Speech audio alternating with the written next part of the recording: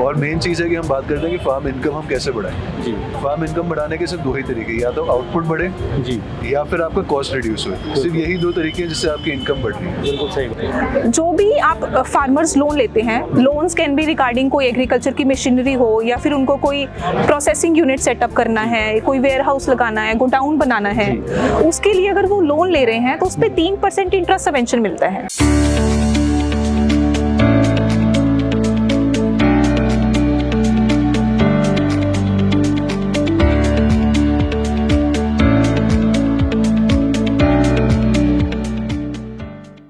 नमस्कार, मैं हूं चंदन स्वप्निल और आप देख रहे हैं कृषि हेल्पलाइन चैनल। आज हम यहां अमरूदों के मेले में आए हैं जो पटियाला के बारादरी गार्डन में लगा है, और अभी हम जिनसे बातचीत करेंगे वो बागवानी विभाग पंजाब की ओर से यहां प्रतिनिधित्व कर रहे हैं। युवराज सिंह जी हैं और मनी मित्तल जी। आप दोनों का हमारे चैनल पर स्वागत है। हम आप दोनों से जानना चाहते हैं, सबसे पहले मनी जी आप ही बताइए कि जो बागवानी विभाग ने यहाँ पर स्टॉल लगाया है, आप यहाँ पे लोगों को क्या मैसेज देने के लिए आए हैं? सबसे पहले तो थैंक यू सो मच हमारे से बात करने के लिए। अगर हॉर्टिकल्चर डिपार्टमेंट की बात करें तो मैं हॉर्टिकल्चर डिपार्टमेंट के अंदर एग्रीकल्चर इंफ्रास्ट्रक्चर फंड स्कीम के साथ डील करती हूँ। ये सेंट्रल गवर्नमेंट की स्कीम है जिसके अंदर हॉर्टिकल्चर डिपार्टमेंट पंजाब उसका स्टेट नोडल एजेंसी है। इस स्कीम के अंडर जो भी आप फार्मर्स लोन लेते हैं, लोन्स कैन बी रिगार्डिंग कोई एग्रीकल्चर की मशीनरी हो, या फिर उनको कोई प्रोसेसिंग यूनिट सेटअप करना है, कोई वेयर हाउस लगाना है, गोडाउन बनाना है, उसके लिए अगर वो लोन ले रहे हैं तो उस पर 3% इंटरेस्ट सबवेंशन मिलता है। अच्छा। उसके अलावा there is an upper cap, यानी कि कोई भी बैंक 9% से ज्यादा इंटरेस्ट चार्ज नहीं कर सकता। 9% अपर कैप हो गया, उसमें से 3% सेंटर ने वापस कर दिया, यानी कि नेट इफेक्टिव इंटरेस्ट रेट जो फार्मर को पड़ेगा वो 6% या उससे कम पड़ेगा जी। ये स्कीम का मेन बेनिफिट है। ठीक है। उसके अलावा बात करें तो क्रेडिट गारंटी, अभी जैसे बात करें तो बहुत सारे बैंक्स हैं जो फार्मर्स को लोन देने में कम इंटरेस्ट रखते हैं बिकॉज एनपीएस बहुत टर्न होते हैं, तो उसके लिए गवर्नमेंट ने क्रेडिट गारंटी प्रोवाइड करी है। क्रेडिट गारंटी जो भी आपका प्रोजेक्ट कॉस्ट है उसका 2 या 3% एनुअली बैंक चार्ज करता है। It is an insurance on the loan. तो ये इंश्योरेंस जो है सीजीटीएमएससी चार्जेस के फॉर्म में ये भी सेंट्रल गवर्नमेंट वापस करती है। सो ये इसके बेनिफिट है। ये स्कीम का बेनिफिट आप 7 साल तक ले सकते हैं, 7 साल का interest, and there is 2 crore तक के लोन पे आप इसका बेनिफिट ले सकते हैं। गवर्नमेंट ने एक इतनी इंक्लूसिव स्कीम बनाई है जी। 1 लाख करोड़ पूरे इंडिया के लिए, 4713 करोड़ रुपए पंजाब के लिए। और इसमें मेन चीज़ है, कई स्कीम में होता है कि आपने एक स्कीम ले ली आप दूसरे में नहीं आ सकते जी। AIF स्कीम में बेनिफिट ये है कि अगर आपने कोई दूसरी भी गवर्नमेंट स्पॉन्सर्ड स्कीम ली है, आपने कहीं और पहले सब्सिडी ले लिया, कोई और स्कीम के अंदर अपना यूनिट लगाया, जितनी एलिजिबल एक्टिविटीज है आप इसके साथ कन्वर्ट कर सकते हैं। आपको डबल बेनिफिट है। हो सकता है आपने PMFME में 35% सब्सिडी ली जी, उसके बाद आप ये स्कीम के अंडर आप अप्लाई कर दीजिए, आपको 3% इंटरेस्ट सबवेंशन भी उसके ऊपर मिलेगा।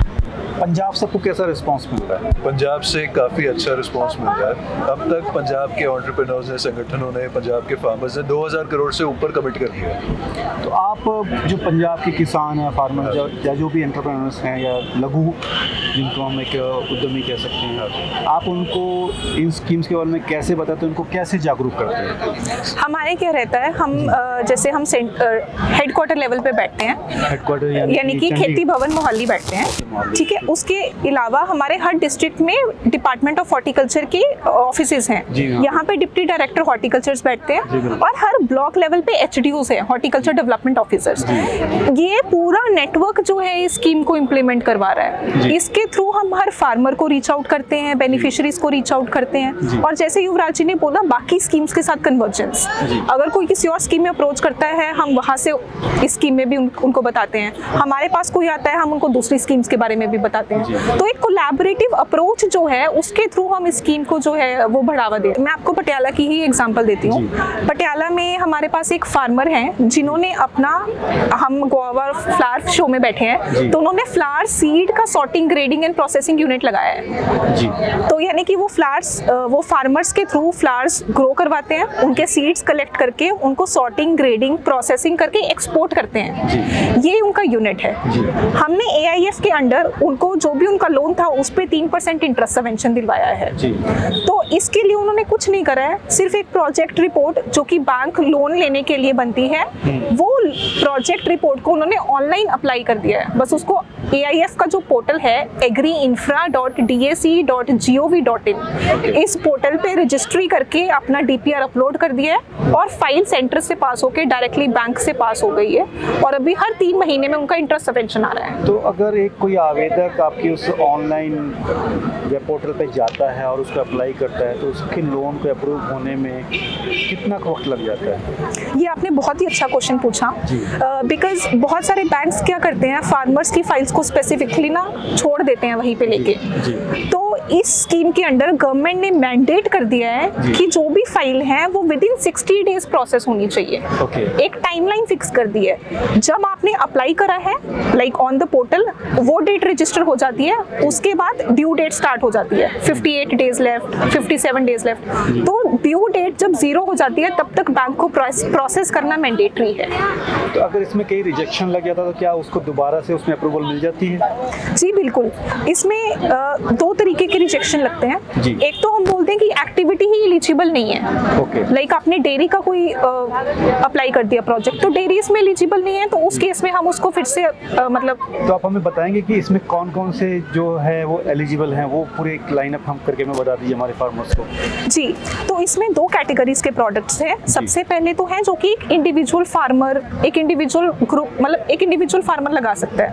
उसमें हमारे पास आते हैं cold store, warehouse, ripening chambers, pack houses, primary processing centre जैसे कि आटा चक्की, गुड़ मेकिंग यूनिट, दाल mill, oil mill, rice mill, ये सब एक्टिविटीज। फिर दूसरी कैटेगरी है जो कि ग्रुप्स के लिए है, यानी कि अगर किसी फार्मर्स का ग्रुप है तो वो ही लगा सकते हैं। इसमें आता है अगर किसी फार्मर को मशरूम का यूनिट लगाना है, पॉली हाउस लगाना है, वर्टिकल फार्मिंग, हाइड्रोपोनिक, जो एडवांस्ड फार्मिंग के मेथड्स हैं वो FPO, SHGs, कोऑपरेटिव सोसाइटीज के फॉर्म में लगा सकते हैं। इसके अलावा एक अदर जो चीज़ है उसमें मैं मेंशन करूंगी, जो नई टेक्निक्स आ रही हैं फार्मिंग में, जैसे कि ड्रोन का यूज़ होना, IT का यूज़ होना, इंफॉर्मेशन टेक्नोलॉजी, वो सब चीज़ें, फार्म मैकेनाइजेशन हो गया, कंबाइन हार्वेस्टर, सुपर सीडर, वो सब भी कवर्ड है। इसमें मेरा एक सवाल है कि मान लीजिए मैं आवेदक हूँ, मैं एक लेमैन किसान हूँ और मैंने आपके पास आवेदन किया कि मैं कुछ ऐसा काम करना चाहता हूँ और मेरा लोन भी पास हो गया, गलती से अगर मुझे उसमें घाटा हो गया तो ऐसे में आप लोग कैसे, क्या हमें अवेयर करते हैं, एजुकेट करते हैं या गाइड करते हैं, हमें समझाते हैं? आपको मैं एक और स्कीम के बारे में बताती हूँ जो कि है PMFME स्कीम। जी, PMFA स्कीम। हाँ जी, PMFME। ये एक स्कीम है जो कि मिनिस्ट्री ऑफ फूड प्रोसेसिंग की है। इस स्कीम के अंडर आप कोई भी प्रोसेसिंग यूनिट लगाते हैं तो उसकी ट्रेनिंग दी जाती है। अच्छा, तो वो ट्रेनिंग जो है निफ्टम सोनीपत करके एक इंस्टीट्यूट है, वहाँ पे मिल जाती है।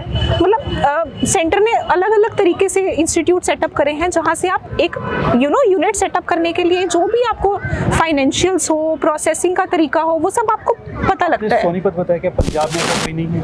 पंजाब में अगर पंजाब की बात करें तो यहाँ पे हमारे कृषि विज्ञान केंद्र होते हैं, KVKs, तो वहाँ पे ट्रेनिंग्स अवेलेबल हैं। और उसके अलावा हॉर्टिकल्चर डिपार्टमेंट के जितने भी हॉर्टिकल्चर प्रोडक्ट्स हैं उनके लिए सेंटर्स ऑफ एक्सीलेंस बने हुए हैं। जी, अब जैसे हम यहाँ इस डिपार्टमेंट में बैठे हैं, यहाँ पे गुआवा एस्टेट के बारे में लिखा है। जी, तो इन सारे प्रोडक्ट्स जिनके सेंटर्स ऑफ एक्सीलेंस बने हैं, जिनकी एस्टेट्स बनी हुई है, आप अपने डिस्ट्रिक्ट हॉर्टिकल्चर ऑफिसर को या डिप्टी डायरेक्टर को अप्रोच कर सकते हैं। वो अपने सेंटर्स ऑफ एक्सीलेंस और एस्टेट्स में आपको हर तरह की ट्रेनिंग और डेमोन्स्ट्रेशंस प्रोवाइड करते हैं। तो है कि जब एक आदमी अपना बिजनेस लगाता है या बिजनेस के बारे में समझना चाहता है, उसे बहुत ज़्यादा ट्रायल एंड एरर नहीं करना पड़ता, क्योंकि आपके सामने टॉप ऑफ द लाइन ये डेमोन्स्ट्रेशंस होती हैं। बिल्कुल, और हर स्टेज पे आप अपने डिपार्टमेंट एग्रीकल्चर को और हॉर्टिकल्चर को अप्रोच कर सकते हैं। वहाँ पर आपको हर तरह की इन्फॉर्मेशन मिल जाती है। जी, और मेन चीज़ है कि हम बात करते हैं कि फार्म इनकम हम कैसे बढ़ाएं। जी, फार्म इनकम बढ़ाने के सिर्फ 2 ही तरीके, या तो आउटपुट बढ़े, जी, या फिर आपका कॉस्ट रिड्यूस हो। सिर्फ यही 2 तरीके हैं जिससे आपकी इनकम बढ़ रही है। बिल्कुल सही बात। कॉस्ट रिडक्शन आपकी डायरेक्टली ये स्कीम के अंडर हो रही है और दूसरी स्कीम्स की कन्वर्जेंस में होती है। जी, और इसमें है कि जब आप प्रॉपर पोस्ट हार्वेस्ट मैनेजमेंट कर रहे हैं, प्रॉपर स्टोरेज यूनिट्स लगा रहे हैं, जी, आपकी आउटपुट और क्वालिटी इंप्रूव हो रहा है, आपकी रेजिड्यू मैनेजमेंट भी हो रही है। जी, ये चीज़ों से आपकी मार्केट पोजीशन भी इंप्रूव होती है, आपका आउटपुट भी इंप्रूव होता है। तो फार्म इनकम बढ़ाने के लिए इन चीज़ों की सहायता लेना बहुत ज़्यादा ज़रूरी है जी, क्योंकि ज़मीन नहीं बढ़ने वाली, आप उस पर प्रोडक्टिविटी बढ़ा सकते हो। सही बात है। आप जो आपकी प्रोडक्ट जब आपकी एक बार चीज़ आई है आप स्टोर कर सकते हो, ये चीज़ों से आपकी इनकम बढ़ती है जी। और ये सारी चीज़ें डायरेक्टली स्कीम के अंडर आती है जी।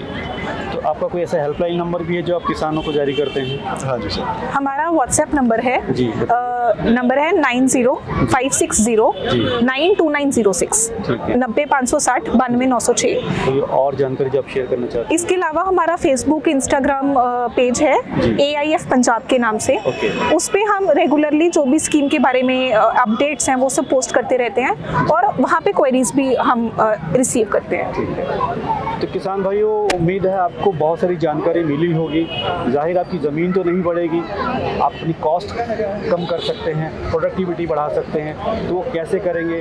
अगर आप अपना कुछ प्रोडक्ट शुरू करना चाहते हैं और वो प्रोजेक्ट के लिए आपको कुछ पैसे की ज़रूरत है या आप कुछ जानकारी चाहते हैं, तो आपको बागवानी विभाग वो सारी जानकारी मुहैया करा रहा है। कैसे करा रहा है वो इस वीडियो में आपने जाना। तो उम्मीद है आपको ये सारी जानकारी पसंद आई होगी। अगले वीडियो में फिर आपसे मिलेंगे, तब तक के लिए धन्यवाद।